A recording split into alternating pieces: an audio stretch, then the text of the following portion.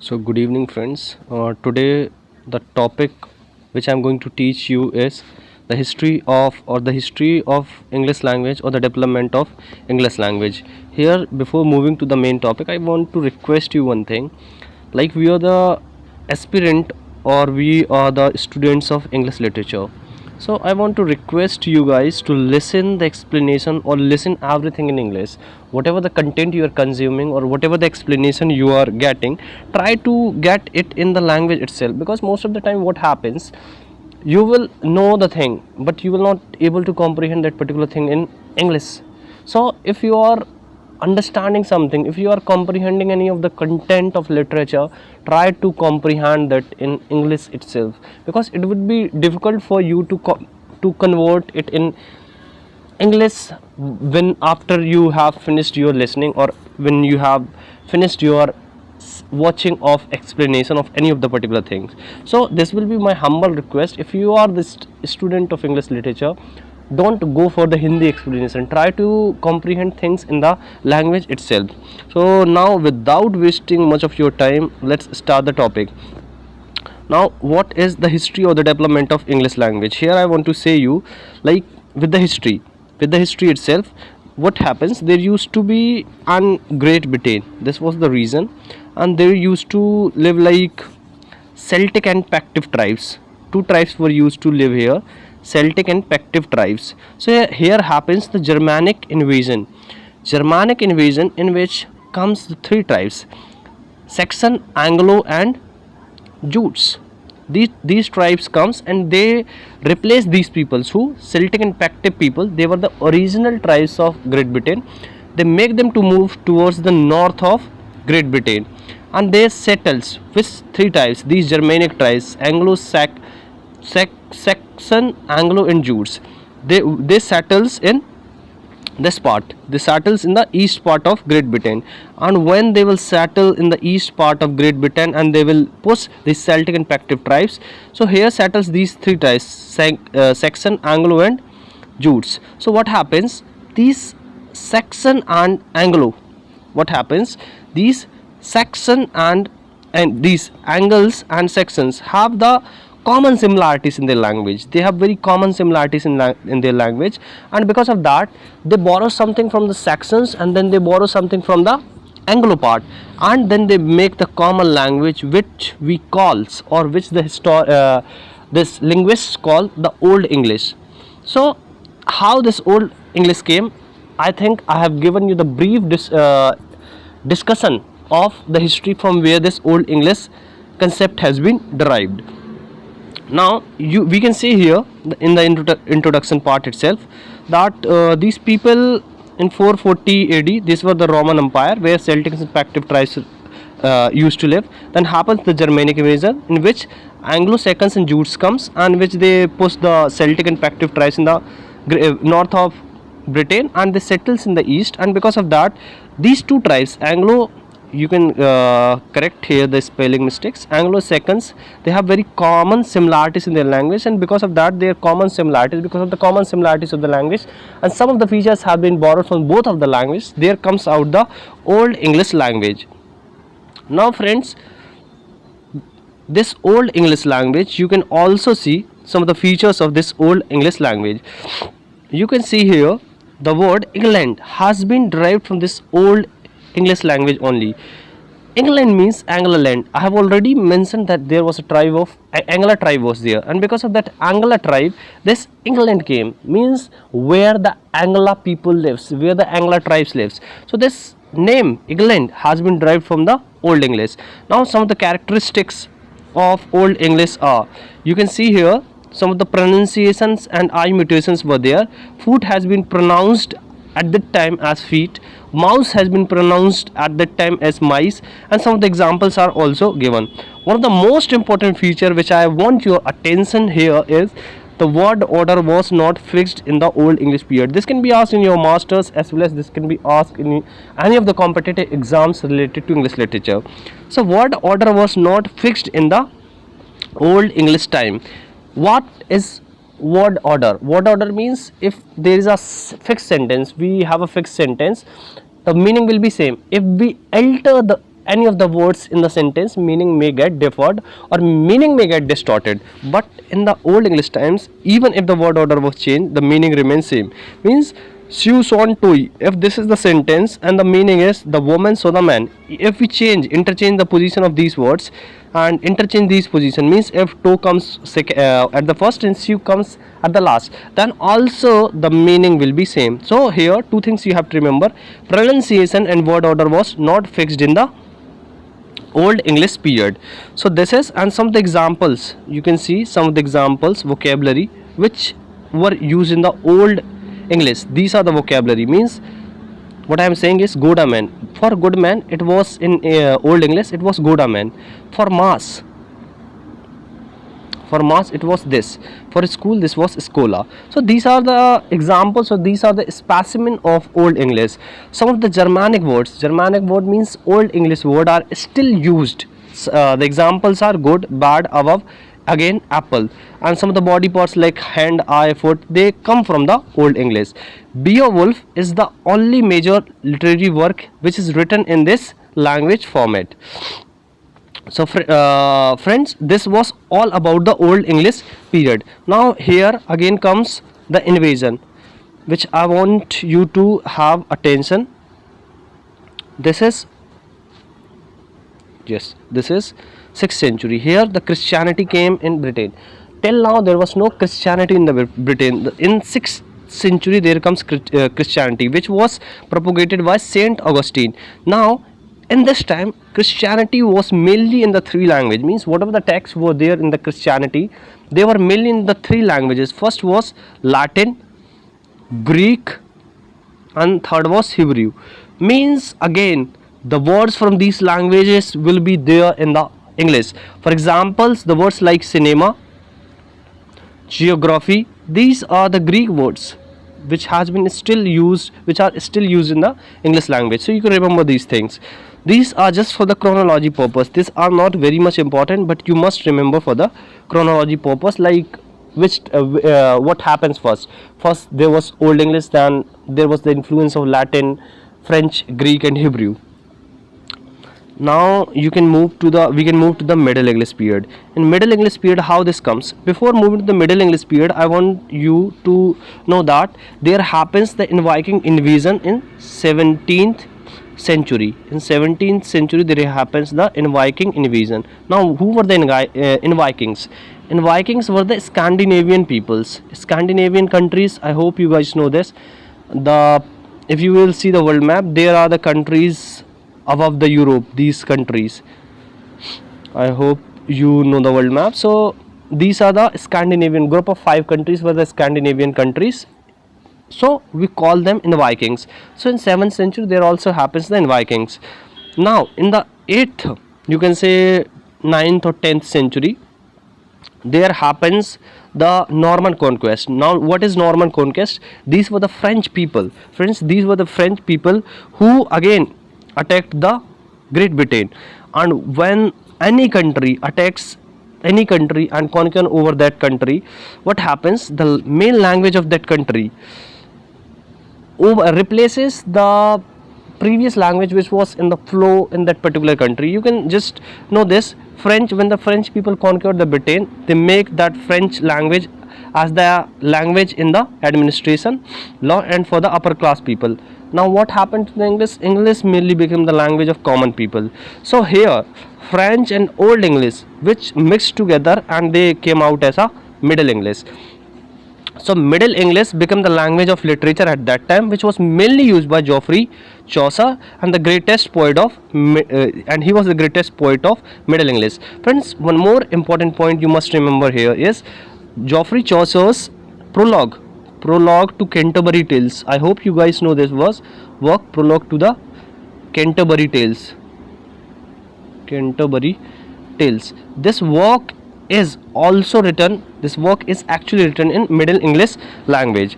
So this is the most important thing you must remember about the Middle English Middle English language. So this is the Middle English language. Now we must move to the characteristics and the features of Middle English language. Here again we come characteristics of Middle English. Friends, here in Middle English simpler grammar, means en, es, and this is s. The words which were used with these plural sounds, plural words, were also accepted it. And here vowels become shorter and pronunciation change. So you can skip these example. I'm giving the other examples, like if there was leaf, this leaf, this leaf was now this was in old English. Now at the present it started with live. And the Tim was there, now it was used as time. So this was the shift in the vowel. Now old versus middle English, which we have both existed together. Some of the words which were borrowed from the French words and are still used, like courage, justice, mercy, work, and these are the some of the important things which has been borrowed from the middle English, and these were the French words which were included in the English language. Now friends, before moving to the modern English, I just want to make sure one more thing, like here the sound of C was fixed in the middle English. Like if it was used before the front vowels, it will sound as sa, but if it was used before, means after the front vowel, it will be sound as ka. How? I am giving the example, like circle, in circle C is sounding as sa, whereas in come it is sounding as ka. So this sound of C was fixed in the middle English. And if you want to know some of the specimens, means some of the words which were there prevalent in the middle English, like swearing, this was written in middle English, but if we write it in the modern form, it is oath, swearing. So these are the examples of middle English. Now moving to the modern English. Modern English embarkment or modern English establishment is marked from the great vowel shift. Great vowel shift, what is great vowel shift? Great vowel shift means change in the pronunciation, change. Vowel sounds change, but the spelling remains same. Means there will be change in pronunciation. There will be change in pronunciation. Vowel will become short, but the spelling will somewhat remain will remain same. Now I will give example. These are the things which you can note down in your notes. But one more example, like Chaucer and Shakespeare. Chaucer belongs to the middle English and Shakespeare belongs to modern English. Here what happens in the great vowel shift, if I write down down, if I am writing down, so this was written in Chaucer's time, and now if I write this in the Shakespeare time, it was written as down. Here this is AUN, now we are using only O. So this was the change, means vowels were become soft, spelling was somewhat remain same. Now friends, if we divide the modern English in two phases, modern English already we know it was marked from the great vowel shift which started in the late 15th century. Now it again divided into two parts. Modern English is mainly divided into two parts, early modern English and late modern English. What happens in the early modern English? Here this is the time duration of 15th and 16th century. You must remember early modern English with two things. In 15th and 16th century, what happened friends? There was a great sea exploration. Sea exploration means, you already know, the Great Britain colonized many countries. So at this time they started the exploration of sea routes. They reached different countries. When you will reach different countries, you will see different objects, different new things, and when you will see those things and when you will see the words which has been called out to those things, like for example I see mango where in India, and then I will borrow that word from India, that this object is called mango, and I will include that word in the English language. So this thing happened. First thing was sea exploration. Because of sea exploration they went to different countries, and from there they took different words, and then that words were included in the English language. Second thing was that renaissance of learning. Renaissance of learning means there was a huge learning trend in Europe. How this come from? This come because of William Context. William Context in 1476, what he did, he invented the printing press. And when the printing press comes, there was a mass production of books. And when there will be mass production of books, there will be mass literacy. And when there will be mass literacy, friends, there will be the need for standardization. Means there must be some standards for spellings, there must be some standard for punctuations. So this thing is, these are the things we are going to study in early modern English. We will revolve around just these two things. First is sea exploration, second is renaissance of classical learning. We will just focus on these two things in early modern English. And in late modern English, there will be the development of dictionary, which we will see later. First we must focus on early modern English. What happened in the early modern English? Again, what I have said you, there was a sea exploration. Because of sea exploration, there were many words which has been borrowed from different countries. So which we will see that, I hope I have marked this. Yeah, the cause of vocabulary expansion. What were the reasons? Sea routes and renaissance. Printing press, because of which 1476 printing press, and because of which standardization was called. And this was the first table, or you can say alphabetical dictionary for the first time which was made. So because of sea routes, many words were added in the English language from the different countries. You have to give the examples here. I think I have not written here, but you have to give the examples, like which are the words which has been taken from the different countries. Also, friend, you must mark in early modern English 17 new words. 1700 new words were given by William Shakespeare to the English language in early modern English. Now these are some of the important writers which you must remember. They belongs to the early modern English. William Shakespeare, I have already told, he gave 1700 new words to this language. Now friends, I must point one thing.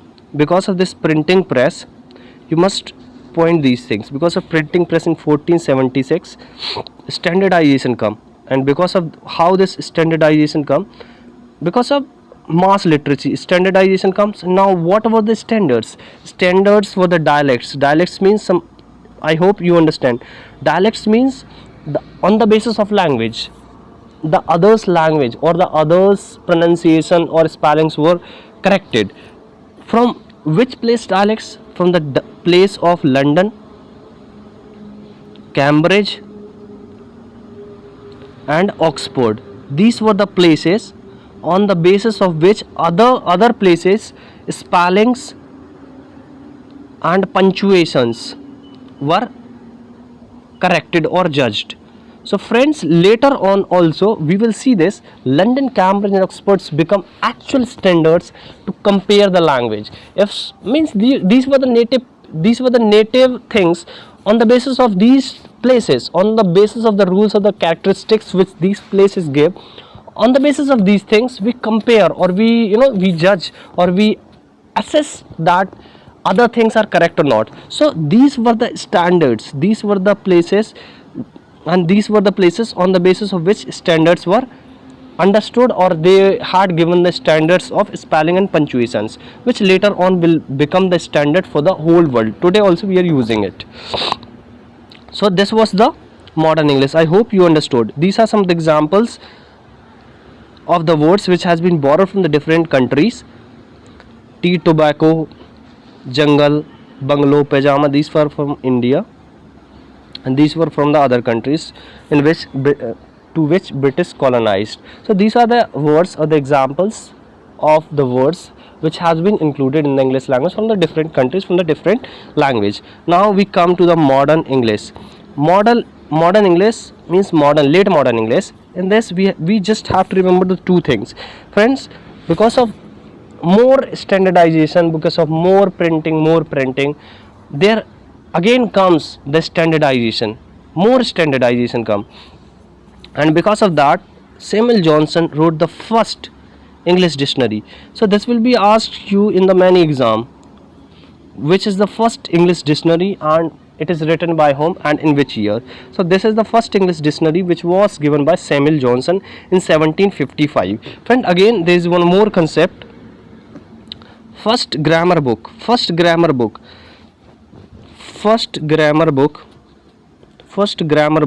also given in this time. First grammar book of correct usage. First grammar book of correct usage, 1762. This was given by Robert Loweth. Robert Loweth. These things, like the first is English dictionary, the first book on grammar, these things are asked in many of the literature exams in which you are going to appear. So you must remember in which year and by whom these books were written. And again, because of industrialization and mass literacy, and because of all these things, many new words were added in the English language. Now in contemporary periods also, we can see, because of COVID, because of technological advancement, because of AI, many new words are still adding to this English language. So we can again say here, because of all the factors, our English language are still evolving. One more recent example, or more practical example which I can give you is of Google. Google is a noun, but now in the recent time, what you used to do is, we are googling, we are using it as a verb. So the language is again continuously evolving. When you will put this contemporary time, and when you will write these things, your examiner will get to know. If you are the student of masters, your examiner who will check your copy will know that you have the depth knowledge of your this particular topic, history or the development of English language. So you will have the better chances of getting more marks in this. So you can write this, or you can, if you are the competitive aspirant, you can skip this part, or you can just know it for the knowledge. Now in the conclusion, we have seen here that English language from old, middle and modern. Majorly you will be asked these three things: old, middle and modern. In old, English, middle and modern, you have to remember this basic characteristics. And if there was some development, means if there was a dictionary, if there was a printing press, some words were added, what were the things, you have to just remember the characteristics and nothing more.